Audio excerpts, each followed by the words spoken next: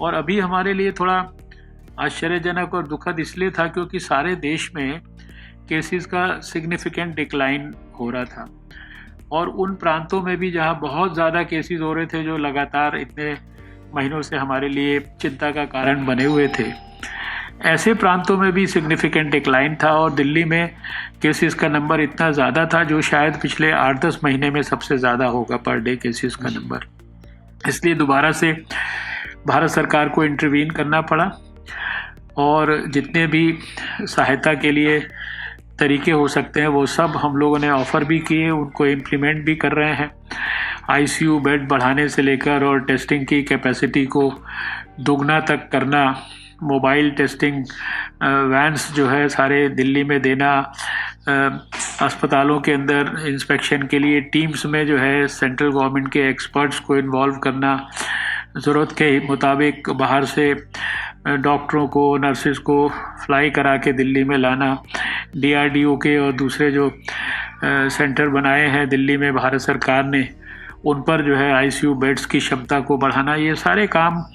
जो प्रोफेशनल हमारी ऑर्गेनाइजेशंस हैं, आईसीएमआर है, national centre for disease control है, एम्स है, हमारे नीति आयोग के एक्सपर्ट, सबकी तरफ से हम पूरी सहायता कर रहे हैं। हम तो लगातार पहले भी फोरवॉर्न हमने किया था कि आने वाले समय में एक तो फेस्टिवल्स में थोड़ा सा कोविड एप्रोप्रिएट बिहेवियर का ध्यान रखने की ज़रूरत है, सर्दी में भी कोविड का ट्रांसमिशन बढ़ता है, वो भी एक एंगल है। दिल्ली में और एनसीआर में इन आखिरी के 3 महीनों में पॉल्यूशन भी जो है बढ़ जाता है, ये भी वर्षों से हम देख रहे हैं। तो पहले से इन सब बातों को ध्यान में रख के उतनी ज़्यादा प्रिकॉशंस जो है लेने की एक प्रकार से आवश्यकता होती है। और ऐसी स्थिति में टेस्ट वगैरह भी ज़्यादा करना, टेस्ट में और दूसरे आइसोलेशन की और सर्वेलेंस की और जो ट्रीटमेंट, अर्ली ट्रीटमेंट के लिए जो जो प्रोटोकॉल्स बने हैं, उनमें किसी भी किस्म की ढील नहीं होनी चाहिए। कोई किसी तरह का लेबल नहीं लगाना चाहता। हम लोग एक पॉजिटिव फ्रेमवर्क जो हमारा माइंड का है, उससे हम लोग लगातार काम कर रहे हैं भारत सरकार में। इसी भावना से प्रधानमंत्री जी ने पिछले 10-11 महीने में लगातार कोविड को पूरे देश में डील किया है। सारी सरकारों को हमने पूरी तरह से मदद की है, खाली एडवाइजरीज़ के माध्यम से या जो रोज़ रोज़ नए जो है गाइडलाइंस के माध्यम से नहीं, पर बल्कि और भी जितने प्रकार हो सकते हैं, फाइनेंशियल सपोर्ट से लेकर और जो इक्विपमेंट हैं, वेंटिलेटर्स हैं, पीपीई किट्स हैं, दवाइयाँ हैं, टेस्टिंग की किट्स हैं, लेबॉर्ट्रीज़ की स्थापना के अंदर सपोर्ट सिस्टम से, ये सारा का सारा हम लोगों ने लगातार किया है। और उसी भावना से अभी भी हम करने की कोशिश कर रहे हैं। पहले भी आपने देखा होगा कि कुछ महीने पहले जब दिल्ली में स्थिति बिगड़ी थी और जब इवैल्यूएशन किया तो देखा कि बहुत ही कम टेस्ट हो रहे थे, 5-6 हज़ार टेस्ट होते थे। तब उस समय 20-25 हज़ार टेस्ट जो है कैपेसिटी को पहुंचाया। दिल्ली में एंटीजन टेस्ट जो है सारे जगह पे जहां केसेस मिलते थे वहां पर जो है करने शुरू किए। और साथ में फिर अभी तो दोबारा से आरटीपीसीआर टेस्ट की कैपेसिटी को दोगुना किया, टेस्ट को दोगुना करने के लिए कहा। और अभी हम आग्रहपूर्वक ये भी कह रहे हैं कि भाई अगर एंटीजन टेस्ट करते हैं, नेगेटिव है, तो उसके साथ साथ आरटीपीसीआर टेस्ट भी होना चाहिए उसको कंफर्म करने के लिए। तो ये सारी बातें करना ज़रूरी है। अब हमें जो जो बातें हमारे एक्सपर्ट्स के विश्लेषण के बाद ध्यान में आती हैं, हम दिल्ली की सरकार को याद भी दिला रहे हैं और उनको उसके लिए हमसे जो मदद चाहिए वो सारी की सारी मदद भी दे रहे हैं। जो भी तैयारी हो रही है, हमारे वैज्ञानिकों की तरफ से रिसर्च में कोई कमी नहीं है। दुनिया में हम किसी से पीछे नहीं हैं। हमारे कुछ vaccine 3rd phase of clinical trial में पहुंच गए हैं और जो एडवांस्ड स्टेज में हैं उनके माध्यम से अगले साल के शुरुआती महीनों में वैक्सीन उपलब्ध होने की भी संभावना है।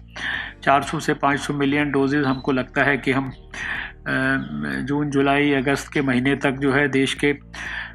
20, 25, 30 करोड़ लोगों तक हम पहुंचा सकेंगे। उसके लिए तैयारियां हो रही हैं, प्रायोरिटाइजेशन किया जा रहा है, एक्सपर्ट ग्रुप्स बनाए गए हैं, वो काम कर रहे हैं। उसके लिए जो है कोविन प्लेटफॉर्म है, जो कि वैक्सीन इंटेलिजेंस नेटवर्क है, जिसमें वैक्सीन को भी पूरा ट्रैक किया जाएगा, उसके मैन्युफैक्चरिंग स्टोरेज साइट से लेकर और आखिरी ग्रास रूट पे जब वो लगाया जाएगा उसके टेम्परेचर को, और साथ में किस व्यक्ति को कब लगेगा, कौन लगाएगा, वो कौन से स्थान पे लगेगी और उसको किस स्थान पर कब पहुंचना है, ये सारी चीज़ों के लिए एक प्रकार से इंटेलिजेंस प्लेटफॉर्म जिसे कहते हैं, पहले विन नाम था उसका, ई विन वैक्सीन इंटेलिजेंस नेटवर्क, अब उसका नाम कोविन हम लोगों ने कर दिया है। तो उसकी सारी तैयारियां हो रही हैं, स्टेट गवर्नमेंट्स ऑन बोर्ड हैं, स्टेट गवर्नमेंट से लिस्टें बनवाई जा रही हैं, प्रायोरिटाइज किया जा रहा है जो कौन से लोगों को पहले लगना चाहिए। मान लीजिए हेल्थ वर्कर्स को पहले लगना है तो